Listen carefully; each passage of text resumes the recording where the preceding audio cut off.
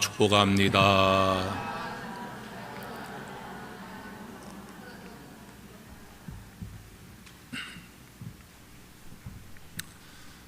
예수님께서 예루살렘에 올라가시는 길에 한 마을에 들어가셨습니다.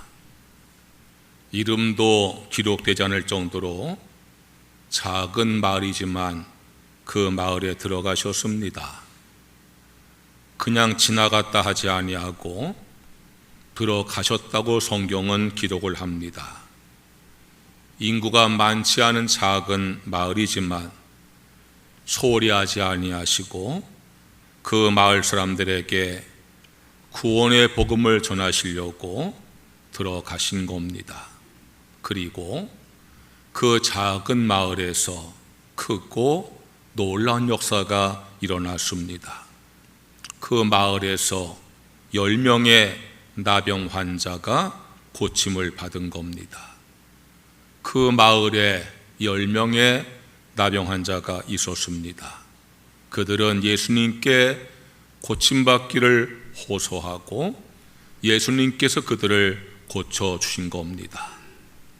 나병은 몸이 썩고 무너지는 무서운 질병입니다.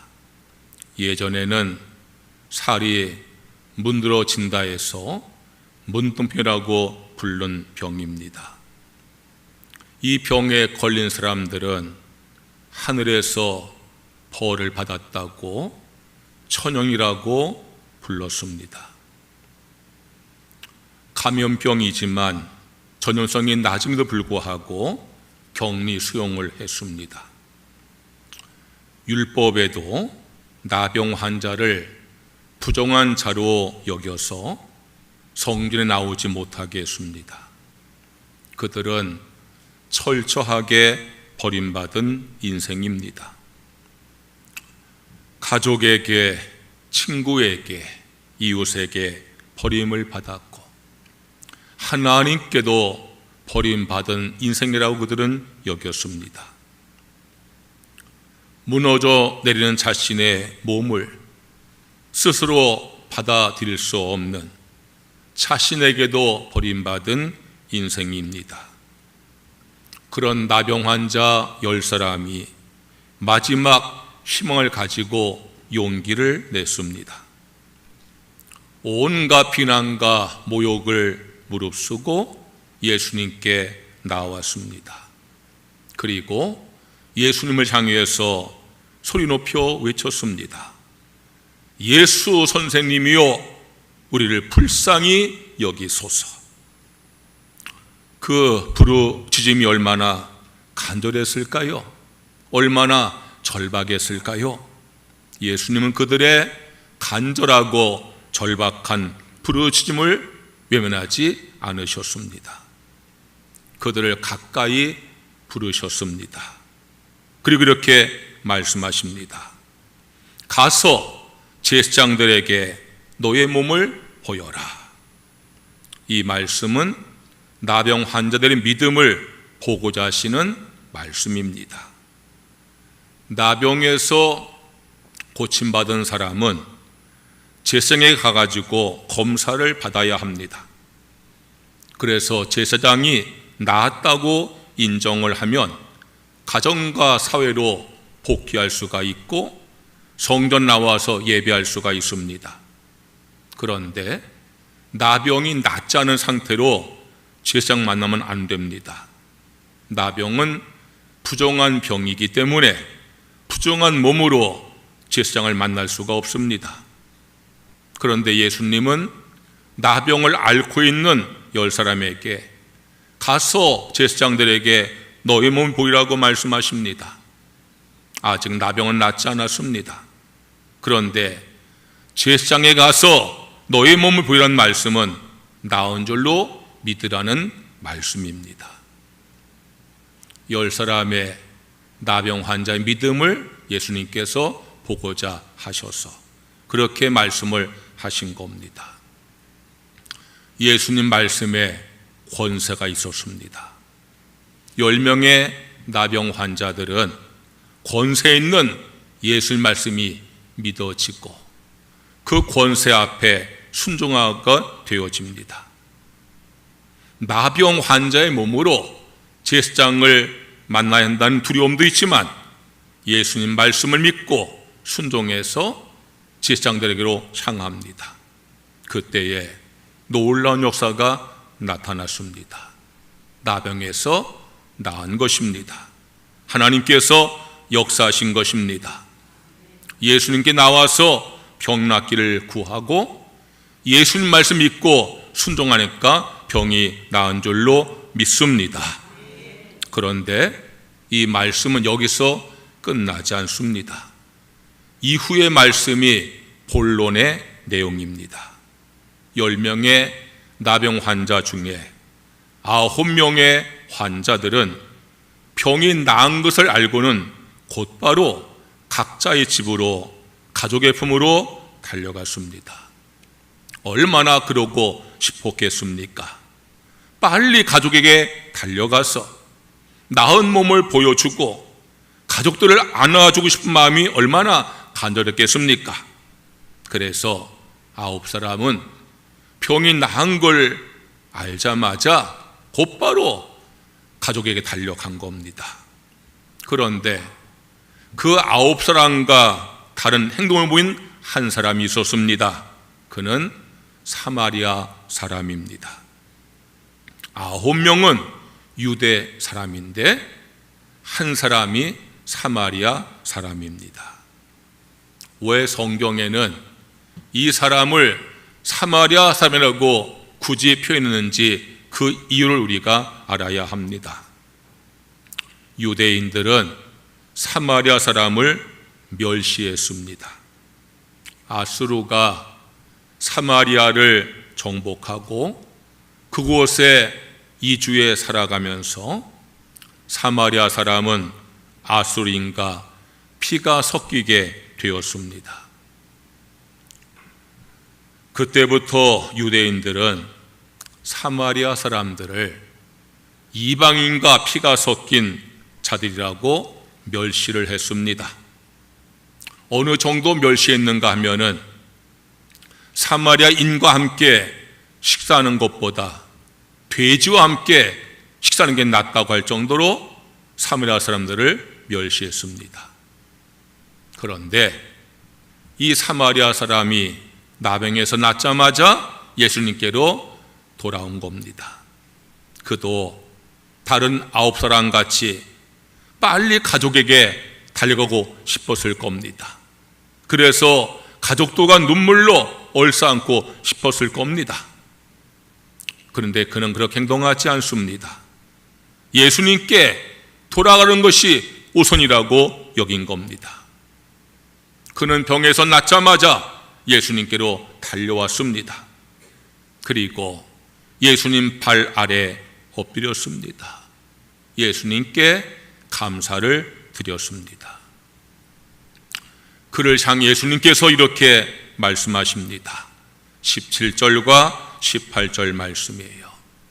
10사람이 다 깨끗함을 받지 아니하였느냐? 그 9은 어디 있느냐? 이 이방인 외에는 하나님께 영광을 돌리러 돌아온 자가 없느냐? 오늘 예수님의 이 질문을 통해서 예수님 마음을 살펴보려고 합니다. 첫째로 육신의 치유를 넘어서 영혼의 구원을 원하시는 예수님의 마음이 이 질문에 담겨 있습니다. 10명의 나병 환자들은 예수님께서 자기들의 병을 고쳐줄 것을 기대했습니다. 그들이 예수님을 부른 소리에서 그것을 알 수가 있습니다. 예수 선생님이여 우리를 불쌍히 여기소서. 그런데 예수님 부르는 그 고백이 마땅치 않습니다. 다윗의 자손 예수여 라고 부르지 않습니다. 예수 그리스도시여 라고 부르지 않습니다. 주 예수여 부르지 않습니다. 그냥 예수 선생님이요. 그들에게 예수님은 다윗의 자손이 아닙니다. 메시아가 아닙니다. 구원의 주가 아닙니다. 그저 자신의 병을 고쳐줄 의사 선생님입니다. 그들이 예수님께 달려나온 이유는 예수님께서 병을 고쳐줄 의사라 믿고 달려온 겁니다. 그리고 그들은 소원을 이루었습니다. 병이 나았습니다. 목표가 달성됐습니다. 그리고 집으로 돌아간 겁니다. 왜요? 목표가 달성됐으니까. 그들은 애초부터 구원받겠다는 열망이 없었습니다. 그냥 병이 나으면 되는 겁니다. 그러니까 병에서 낫자마자 예수님은 더 이상 필요치 않습니다. 그래서 집으로 간 겁니다. 왜 그랬을까요? 유대인들은 자신들이 아브라함의 자손, 선택받은 민족이라고 여겼습니다. 구원받은 하나님 백성이라고 여겼습니다.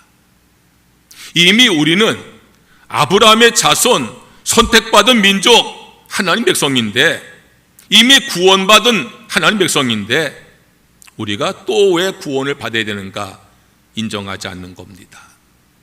그런데 오직 한 사람 사마리아인은 예수님께 돌아왔습니다. 물론 그도 예수님께 나와서 구원받기 원해서 돌아온 것은 아닙니다. 그러나 병에서 고침받은 것을 감사해서 돌아온 겁니다. 그런데 그에게 병에서 고침받은 것보다 더 큰 은혜와 축복이 임하게 되었습니다.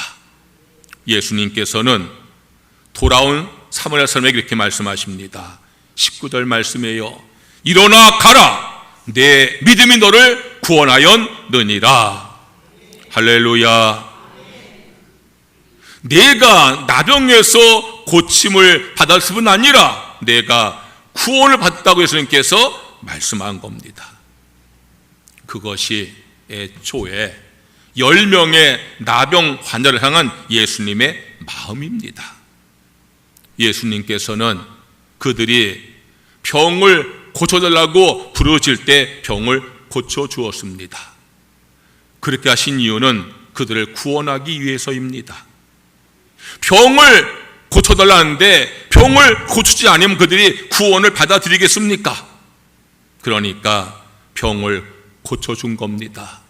구원을 하기 위해서 병을 고쳐준 겁니다. 병을 고쳐준 것은 수단이고 구원해주는 것이 목적입니다. 병을 고침받고 구원받은 사람은 오직 한 사람, 사마리아 사람뿐이었습니다. 9사람은 병은 나았지만 구원받지 못했습니다.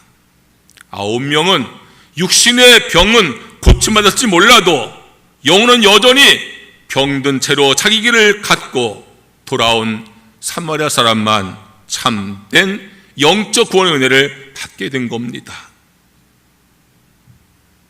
여러분들은 어떠한 목적으로 신앙생활을 하십니까? 10사람이 다 깨끗함을 받지 아니하였느냐? 그 9은 어디 있느냐? 이 이방인 외에는 하나님께 영광을 돌리러 온 자가 없느냐? 주님의 이 질문에는 영혼의 치유를 넘어서서, 질병의 치유를 넘어서서 영혼의 구원받기를 원하는 마음이 담겨 있는 것입니다. 내 눈앞의 문제 해결을 넘어서서 주님의 은혜 속에 살기를 원하는 마음이 담겨 있는 것입니다. 이 땅에서 축복을 누리는 삶을 넘어서서 더 크고 영원한 하늘의 축복을 받길 원하는 마음이 담겨 있는 것을 믿으시기를 축원합니다. 우리의 소원은 질병의 치료지만 예수님의 소원은 영혼의 구원입니다. 우리의 바람은 문제 해결이지만 예수님의 바람은 하나님의 은혜 속에 살아가는 것입니다.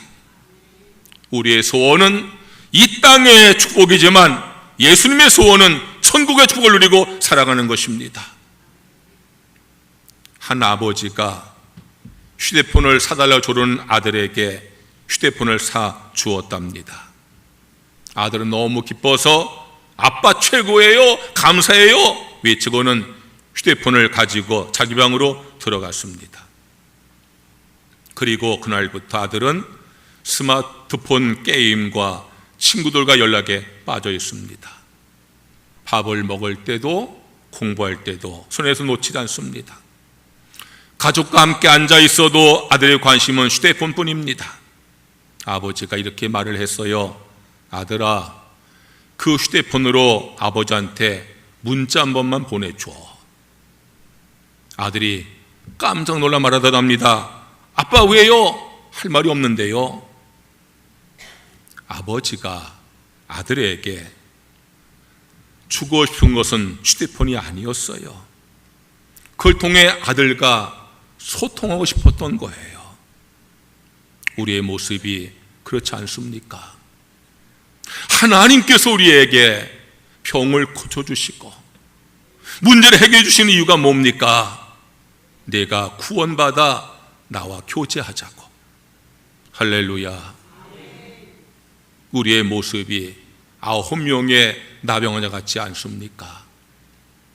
하나님이 나를 향한 소원은 알지 못하면서 그저 내 소원만 가지고 주님께 나와서 내 소원만 이루어지면 하나님 안녕 하는 성도가 없습니까?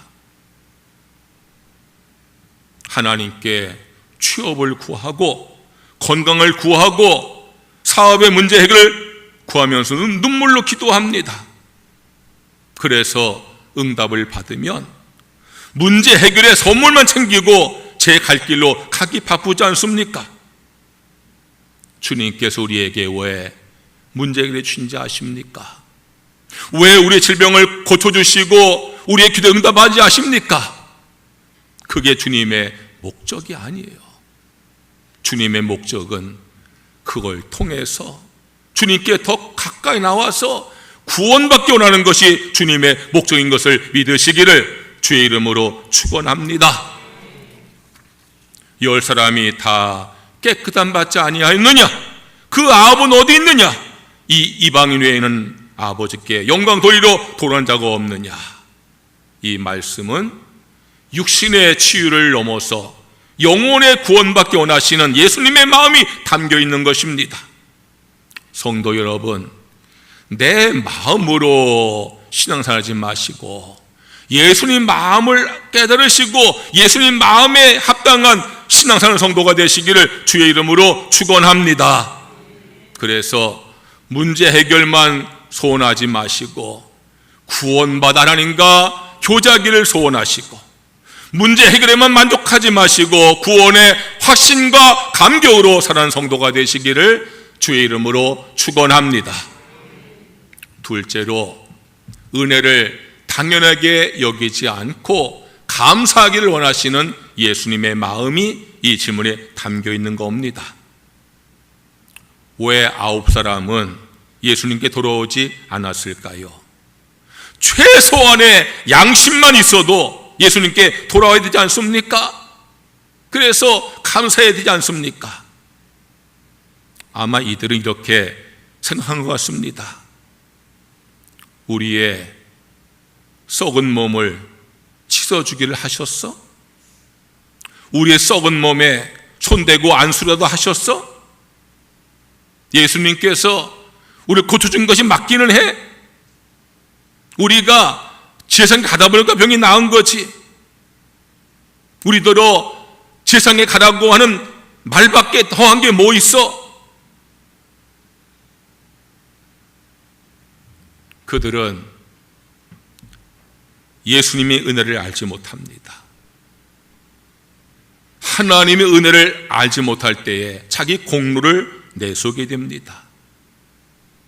하나님의 은혜가 당연시 되어질 때에 감사와 감격은 차가운 계산과 당연함으로 변질되고 맙니다. 9사람이 그렇게 생각한 그 속에는 잘못된 신앙이 있는 겁니다. 9명의 유대인 나병 환자들은 오랜 세월 동안 선민의식에 살았어요. 선민의식이라는 것은 하나님께 선택받은 민족이다, 그런 뜻이에요. 우리는 하나님께서 선택하신 선민이니까, 하나님 백성이니까 은혜가 당연한 거예요. 하나님의 은혜는 하나님의 백성으로서 당연하게 받을 권리라는 거예요.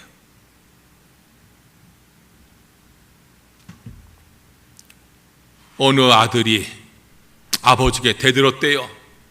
나한테 한 게 뭐 있어 아버지? 당연한 거라는 거예요. 부모가 자식에게 하는 건 당연한 거라는 거예요. 그러니까 은혜를 모르고 나한테 한 게 뭐 있어 라고 대드는 거예요. 여러분, 그게 당연한 거예요. 여러분, 9명의 유대인 나병 환자들은요, 은혜가 당연한 거예요. 당연한 거니까 감사가 없고 감격이 없는 거예요.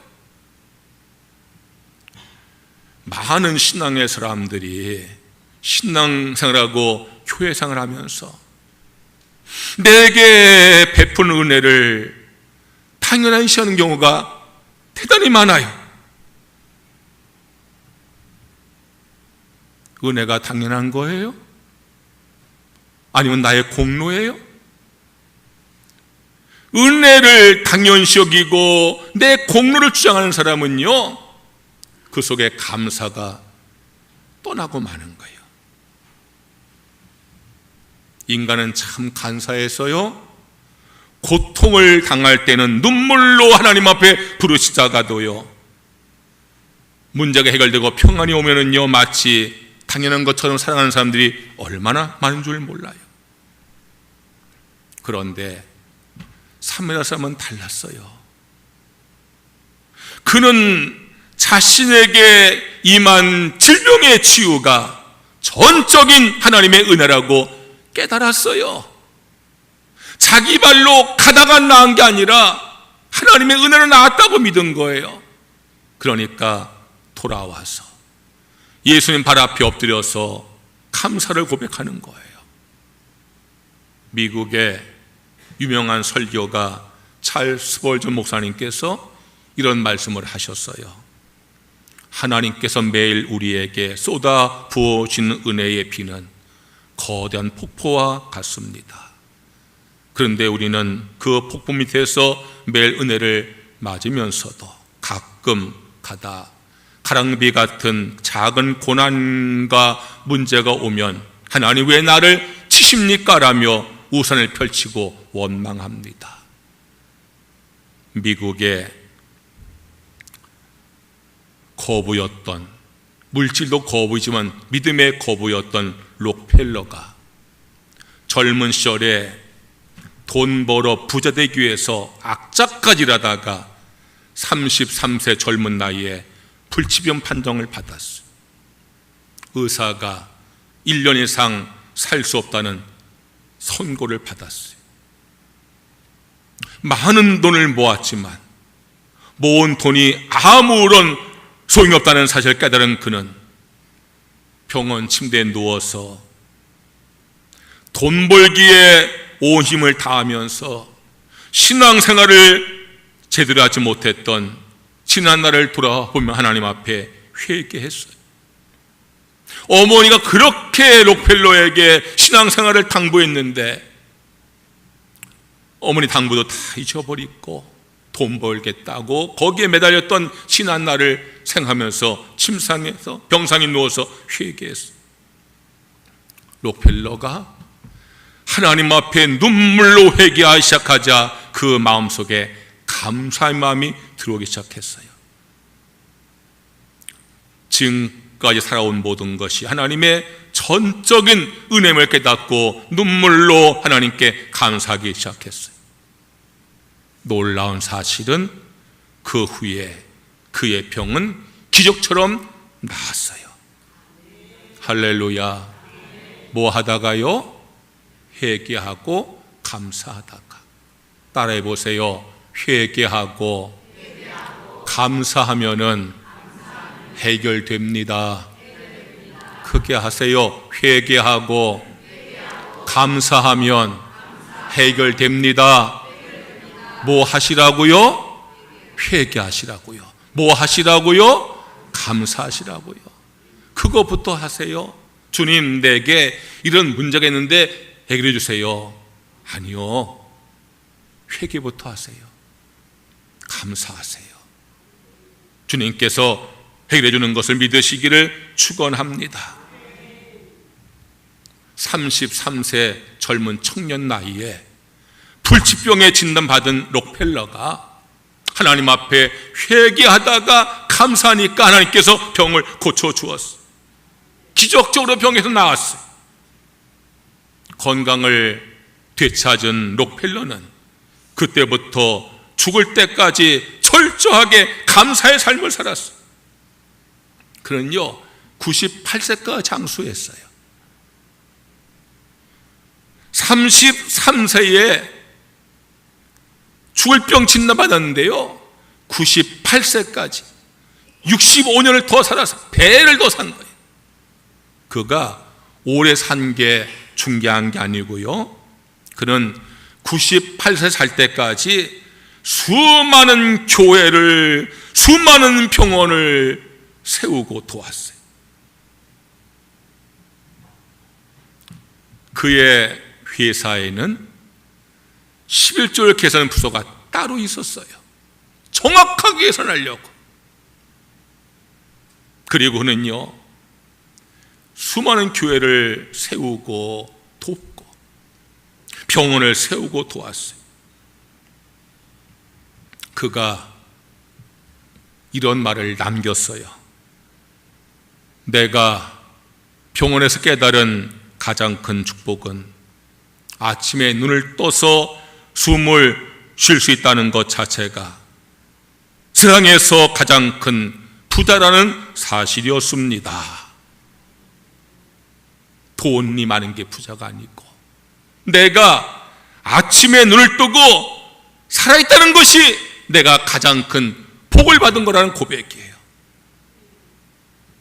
매일 누리는 우리의 호흡, 일용할 양식, 평안한 가정, 내가 예배하는 교회, 여러분 당연한 게 아니요, 하나님께 내게 준 엄청난 은혜임을 당연히 여기지 마시고 감사하시기를 주의 이름으로 축원합니다. 그 아홉은 어디 있느냐라는 주님의 탄식은 받은 은혜를 깨닫지 못하고 감사를 드리지 못하는 그 영혼들을 향한 우리 주님의 탄식이. 성도 여러분, 은혜를 당연히 여기지 마시고 공로를 주장하지 마시고 모든 것이 하나님의 은혜입니다. 바울의 고백처럼 내가 나 된 것이 하나님의 은혜입니다 고백하며 감사하며 사는 성도가 되시기를 주의 이름으로 축원합니다. 셋째로, 감사를 넘어서 주를 위해 살아가겠다는 헌신의 결단을 원하시는 예수님의 마음이 이 질문에 담겨 있는 겁니다. 은혜를 깨닫고 감사하는 거 얼마나 아름답고 귀한 겁니까? 목사가 교인들을 볼 때요 잘못을 깨닫고 회개하고 감사하는 그 모습보다 더 아름답고 귀한 모습은 없어요. 그런데 그 감사가 고백으로 끝날 때가 너무나 많은 것 같아요. 진정한 감사는 고백을 뛰어넘어서 헌신으로 이어져야 되는 거예요.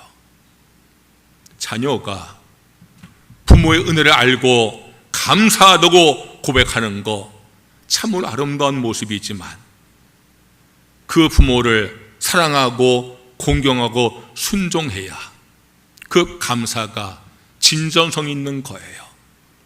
하나님의 은혜를 알고 감사하다고 고백하는 건 매우 아름다운 것이지만 하나님을 사랑하고 경외하고 충성하고 순종해야 그 감사가 진정성이 있는 겁니다. 예수님께서 이렇게 물어보셨어요. 10사람이 다 깨끗함을 받지 아니하였느냐? 그 9은 어디 있느냐? 이 이방인 외에는 하나님께 영광을 돌리러 돌아온 자가 없느냐? 이 말씀에서 예수님께서 돌아온 자가 없느냐라고 물으실 때에 돌아온다는 그 단어의 의미는 그저 단순히 물리적으로 장소 이동을 뜻하는 단어가 아니에요. 하나님께로 돌아온다. 그 단어의 의미는 잘못된 길을 가던 내가 회개하고 하나님께로 돌아왔습니다. 이제는 내가 하나님과 함께 살겠습니다. 이제부터 하나님 위해서 내가 헌신하며 살겠습니다. 그 의미가 그 단어에 담겨 있다는 걸 아셔야 돼요. 성도 여러분, 하나님께 돌아오시기를 주의 이름으로 축원합니다. 할렐루야. 하나님께 돌아오시기를 주의 이름으로 축원합니다. 돌아온다는 게 무슨 뜻이라고요? 잘못된 길을 깨닫고 회개하고 하나님께로 나오는 것. 이제는 하나님과 함께 살겠다는 다짐. 하나님을 위해 내가 살겠다는 다짐. 그게 하나님께 돌아온다는 말씀의 뜻인 거예요. 사마리아 사람은 돌아왔어요. 돌아올 뿐 아니라요, 그는요 16절 말씀 보니까 예수님의 발 아래에 엎드려 감사했다 그랬어요. 엎드린다는 이 단어의 뜻은요, 내 주님으로 여기겠습니다. 복종하겠습니다. 섬기겠습니다. 그런 의미가 담겨 있는 거예요. 옛날 전쟁에서 한쪽이 패배하면은요, 패배한 장수나 왕이 승리한 장수왕이 가서 엎드려요. 그 엎드림의 의미가 뭔가 하면은 항복한다는 거예요. 이제는 내가 주인 되지 않겠다는 거예요. 당신을 내가 주인으로 여기겠다는 거예요. 순종하고 충성하겠다는 거예요. 그게 엎드린다는 의미예요. 여러분들 잘 들으세요. 하나님께 돌아왔다, 그 앞에 엎드렸다, 그 두 단어에는요 엄청난 의미가 있는 거예요. 돌아온다는 게 뭐라고요? 잘못된 길을 깨닫고 이제 주님 앞으로 내가 나옵니다. 이제 내가 나 혼자 살지 아니하고 주님과 함께 살기를 원합니다. 나를 위해 살지 아니하고 내가 주님 위해 살겠습니다. 그게 돌아온다는 말이라고 기억하시기를 축원합니다. 엎드리는 건 뭐라고요? 항복합니다. 이젠 내가 주인 아닙니다. 예수가 주인이십니다. 이제 내가 굴복하여서 주님을 내 인생의 주인 삼아서 내가 살겠습니다. 그런 고백이 거기에 담겨 있는 거예요. 그래서 예수님께서 돌아온 사마리아인에게, 엎드린 사마리아인에게 말씀하는 거예요. 내 믿음이 너를 구원하였느니라. 여러분, 그것이 예수님의 마음이에요. 문제 해결만 원하는 것이 아니라 구원받기 원하는 것이 예수님 마음이고, 구원받는 걸 감사할 뿐 아니라 이제는 돌아와서 엎드려서 이제는 하나님을 내 주님 삼아 살겠다고 헌신을 다짐하는 것을 주님께서 원하시는 것을 믿으시기를 축원합니다. 찬송가 305장 나 같은 죄인 살리신 어메이징 그레이스, 그 작사자가 존 뉴턴이에요. 존 뉴턴은요 노예 상인이었어요. 아프리카 노예들을 사다가 파는 노예 상인, 그 노예선의 선장이었어요. 아주 악한 인생이지요. 사람을 물건처럼 사다가 파는 그런 삶을 산 것이 존 뉴턴이었어요. 그런데 어느 날 노예를 가득 실은 노예선이 항해하다가 거친 풍랑을 만나서 침몰할 위기에 빠졌어요. 그래도 요만큼의 믿음이 있는 존 뉴턴은요, 죽음의 공팝에서 하나님을 찾았어요. 살려달라고 부르짖었어요. 하나님이요, 그 악한 자의, 그 죄인의 그 기도를 외면하지 아니하시고 들으셨어요. 기적적으로 폭풍우가 멈췄어요. 존 뉴턴은 살아났어요. 그리고 그는요, 남은 생애를 노예 상인의 삶을 회개했어요. 이제 내가 남은 생애를 나를 살리신 하나님을 살겠다고 소원을 했어요. 그는 목사가 되었어요. 평생토록 노예 폐지운동의 앞장을 섰어요. 영혼 구원에 목숨을 바쳤어요. 그가 죽기 전에 마지막으로 강단에서 눈물로 고백한 설교가 유명해요. 나 같은 죄인을 살려주신 그 은혜가 너무나 크고 놀라워 내 기억은 다 사라져도 두 가지는 분명히 기억할 수가 있습니다. 하나는 내가 여전히 큰 죄인이라는 사실과, 또 한 가지는 예수님께서 나의 죄를 용서해 줬다는 사실입니다. 그게 존 뉴턴의 마지막 설교였어요. 성도 여러분, 주님의 은혜로 구원받은 성도의 삶은 감사로 끝나는 것이 아니라 이제 내 남은 생애를 나를 살리신 주님의 영광에 살겠다고 고백한 존 뉴턴 같은 헌신으로 이어져야 되는 것을 믿으시기를 축원합니다.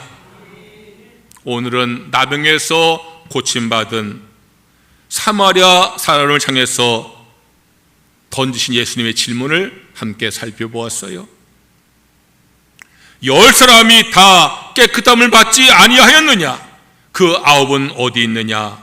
이 이방인 외에는 하나님께 영광 돌려 돌아온 자가 없느냐? 이 질문에 담긴 예수님 마음을 함께 살펴보았어요. 육신의 치유를 넘어서, 문제 해결을 넘어서 영혼의 구원을 받아서 하나님과 교제하기 원하시는 예수님 마음을 믿으시기를 축원합니다. 은혜를 당연시하지 말고 공로로 여기지 말고 감사하는 성도가 되시기를 주의 이름으로 축원합니다. 감사를 넘어서서 내 남은 생애를 나를 구원하신 주 위에 살겠다고 결단한 성도가 되시기를 주의 이름으로 축원합니다. 찬양하겠습니다.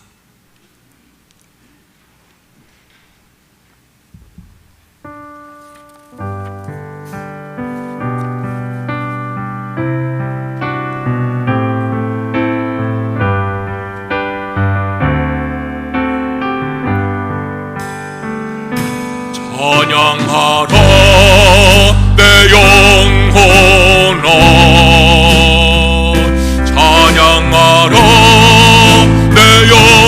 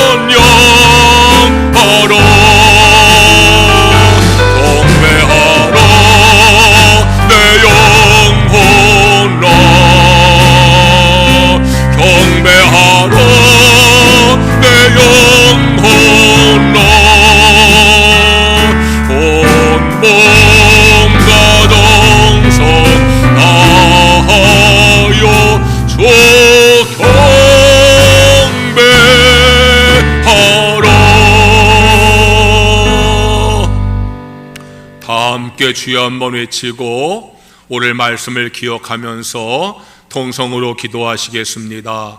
주여 할렐루야 할렐루야.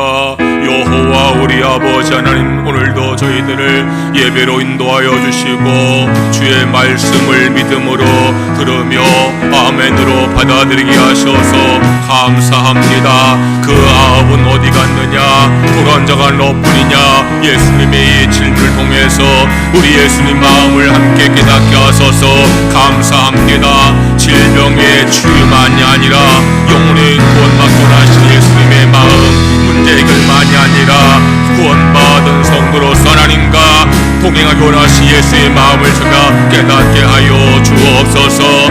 감사를 잊어버리고 마땅하고 당연히 여기면서 감사하지 못한 저희들이 되지 아니하게 하시고 모든 것이 하나님의 은혜임을 고백하면서 하나님 앞에 감사를 고백할 수 있는 성도들 되어지기를 간절히 원합니다. 우리가 구원을 받고 감사를 넘어서서 이제 날 구원하신 주님, 나의 은혜와 축복하신 주님을 위해 내가 살아가겠다는 결단을 고백할 수 있는 모든 성도가 되어질 수 있기를 주 여호와여 우리 주님 앞에 간절히 원합니다. 돌아온 자가 너밖에 없느냐. 사마리아인은 돌아왔습니다. 예수의 발 앞에 엎드렸습니다. 그가 잘못된 길을 떠나 우리 하나님께 돌아왔으며 이젠 내가 나 혼자 살지 아니하고 하나님께 함께 살겠다고 고백하며 내가 주를 위해 살겠다고 고백하는 그 마음으로 엎드려 경배했습니다. 이제 내 삶의 주인이 내가 아니라 하나님이 내 삶의 주인이시라고, 내가 주를 위해 살겠다고 순종함을 살겠다고 그는 결심했습니다. 여호와 우리 아버지는 저희들 그러한 성도가 되어지기를 간절히 원합니다. 영혼의 구원을 감사하게 하시고 구원받은 성도가 되었으니 주를 위해 사는 성도가 되어지게 하여 주옵소서. 잘못된 길에 돌아서서 주님께로 나오게 하시고 주님과 영원히 함께하며 주를 위해 살겠다고, 이제 내 삶의 주인이 아니라 주가 주인 되기 원한다고 고백하며 헌신과 결단의 삶을 살아갈 수 있는 모든 성도가 되어지기를 간절히 간구하옵나이다. 하나님 아버지께서 이 시간에 역사하여 주시고 축복하여 주옵소서.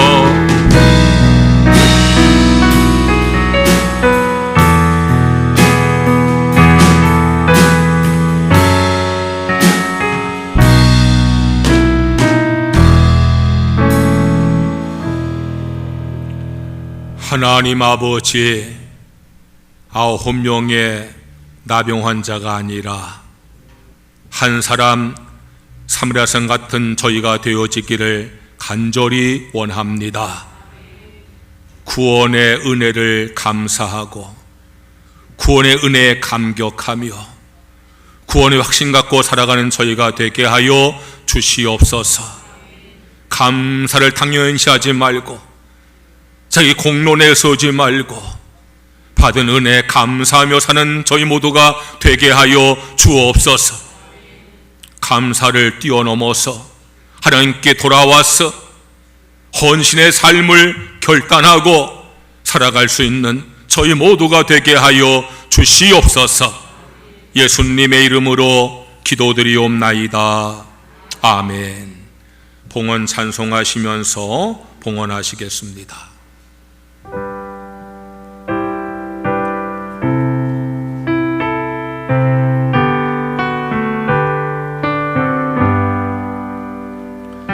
성자의 귀한 몸 날 위하여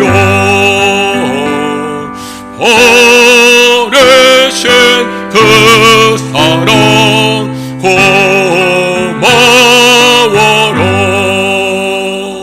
내 머리 속여서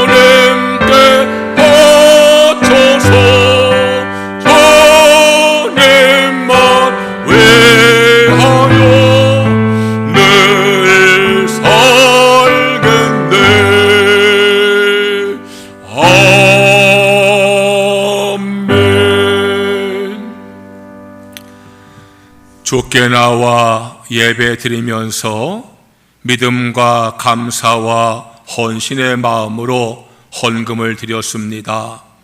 내게 주어진 모든 소득을 하나님의 축복으로 믿으며 말씀에 순종해서 소득의 10분의 1을 쌓으니 약속하신 말씀대로 그 삶에 복의 복을 더하여 주시옵소서. 범사의 모든 것을 하나님의 은혜로 믿으며 범사에 감성하며 싸우니 더욱더 그 삶의 감사가 넘치게 하여 주시옵소서. 주일 헌금, 일천번제 헌금, 선교 헌금, 장학 헌금, 구제 헌금, 엘리베이터 설정금되어 싸우니 주님께서 영혼이 잘된 같이 범사가 잘되고 강건하게 축복하여 주시옵소서. 예수님의 이름으로 기도드리옵나이다. 아멘.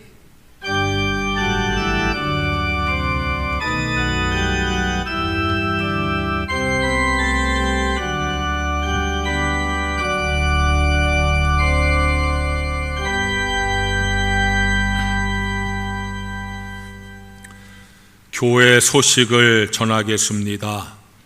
11월 1일은 감리교 전체가 총력 전도 주일로 정한 날입니다.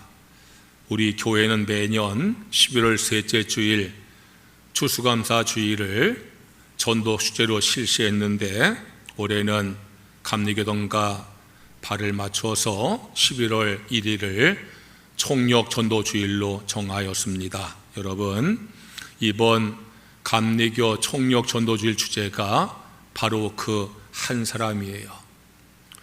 바로 그 한 사람은 하나님께서 예비하신 한 사람이에요. 하나님께 내게 맡겨주신 한 사람이에요. 여러분, 이제 9, 10, 이 2달 동안에 여러분들께서 내가 전도 한 사람을 꼭 정하시고 꾸준히 기도하시고 권면하시고 또 전화하고 방문하셔서 이번 11월 1일에 한 사람도 빠짐없이 한 영혼 전도하는 그런 시간 되기를 바랍니다. 빠른 시간에 대상자 정하시고 집중해서 기도하고 또 권하시기를 바랍니다. 오늘 오후 4시에 유정교회에서 여성교회 개색회 모임이 있으니까 여성교원들은 함께 참여하시기 바랍니다. 서현인 권사님과 이매 권사님 성경을 올해 삼독하셔서 감사드립니다. 다음 주일 오후 예배는 연화속회로 드립니다. 7속 주간입니다. 우리 지방 평신도부에서 주관하는 효도 관광이 있는데 9월 3일 날 계획을 세웠다고 제가 공문받았는데 그 장소가 저 실버벨 교회 양떼 목장이라고 제가 보고받고 좀 걱정이 됐어요. 제가 다 가본 데인데요, 그 다리 아픈 분들이 갈 코스가 아니에요. 실버벨 교회는요 높은 언덕이 있는데 거기 걸어 올라가야 돼요. 양떼 목장도요 꽤 넓은 목장지인데 물론 거기에 트랙터에 이렇게 차를 실어가지고 타서 가긴 하지만 이게 쉽지 않은 코스예요. 우리 교회는요 봄, 가을로 소풍을 가고 있잖아요. 그러니까는 이번에 이 효도 관광은 괜히 갔다 고생할 것 같아요. 내가 공무원도 광고는 하지만 그래도 나는 문제 없다라고 여기는 분들은요 신청하세요. 65세 이상으로 제가 알고 있는데 신청하시면은 등록을 할 거예요. 총여성회장한테 오늘 중에, 내일까지 제가 이걸 통보해야 되니까 오늘 중에 신청을 하시기를 바랍니다. 다 일어나셔서 찬송가 370장을 찬양을 드리겠습니다.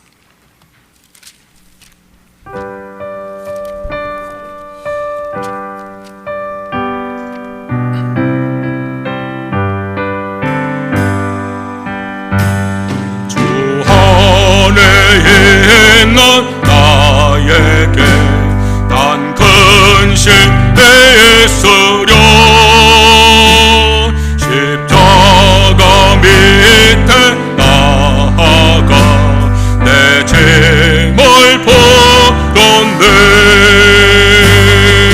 주님을 찬송하면서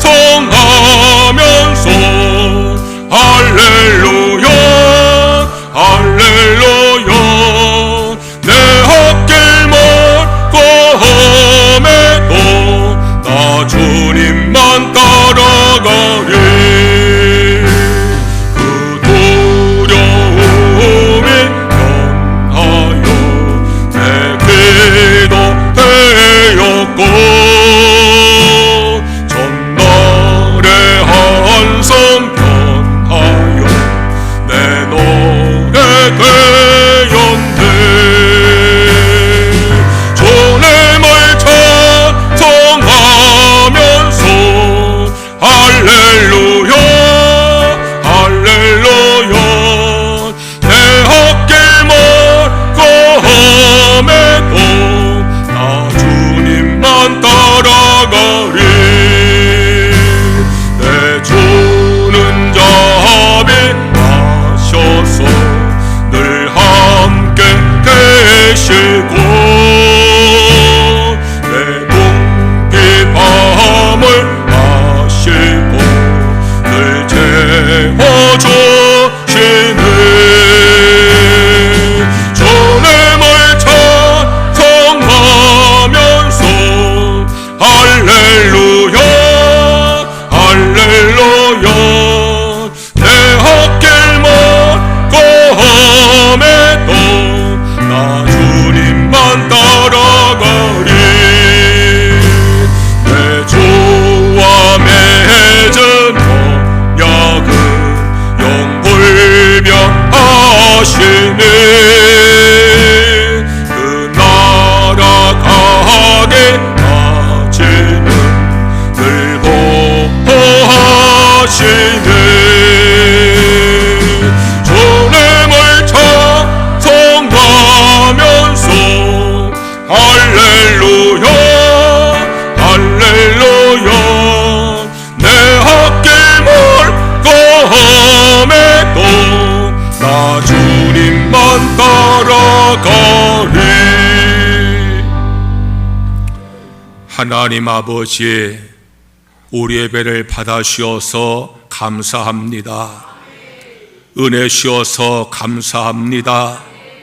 예배드린 모든 성도의 마음속에 기쁨과 감사와 평안이 넘치게 하여 주옵소서. 모든 질병을 치료하여 주옵소서. 병마를 다 물리쳐 주시옵소서. 아픈 곳에서 먼저 기도할 때에 주님의 치유의 손으로 안수하셔서 모든 질병 깨끗이 낫게 하여 주시옵소서. 머리에 안수하셔서 두통이 사라지게 하여 주시옵소서. 이목구비를 안수하셔서 이목구비의 병이 낫게 하여 주시옵소서. 오장육부를 안수하셔서 오장육부의 모든 병이 낫게 하여 주시옵소서. 관절을 안수하셔서 허리와 다리의 관절이 낫게 하여 주시옵소서. 암을 치유해 주시고 치매를 치유해 주시고 우리 성도들 강건하게 하여 주시옵소서. 모든 문제들도 해결하여 주시옵소서. 막힌 것이 열려지게 하시고 맺힌 것이 풀어지게 하여 주옵소서. 우리 가정 축복하셔서 믿음의 가정 되게 하여 주옵소서. 평안하고 화목한 가정 되게 하여 주옵소서. 우리 자녀 축복하셔서 믿음의 사람 되게 하여 주시옵소서. 좋은 스승과 좋은 친구를 만나게 하여 주시옵소서. 좋은 직장을 예비하시고 믿음의 배우자를 예비하여 주시옵소서. 외지와 외국과 군에 간 교우들 지켜 보호하여 주시옵소서. 성도의 직장을 축복하셔서 인정받고 승진하게 하여 주시옵소서. 경영기업이 날마다 번성하게 하여 주시옵소서. 농토의 복을 주시어 수확이 넘치게 하여 주시옵소서. 11월 1일까지 한 영혼을 전도하게 하여 주시옵소서. 이제는 우리 구주 예수님의 무한하신 은혜와 하나님 아버지의 크신 사랑과 성령의 감화감동 역사하심이 감사하며 헌신하기를 다짐하는 성도들에게 이제부터 영원까지 함께 하시옵기를 간절히 축원하옵나이다.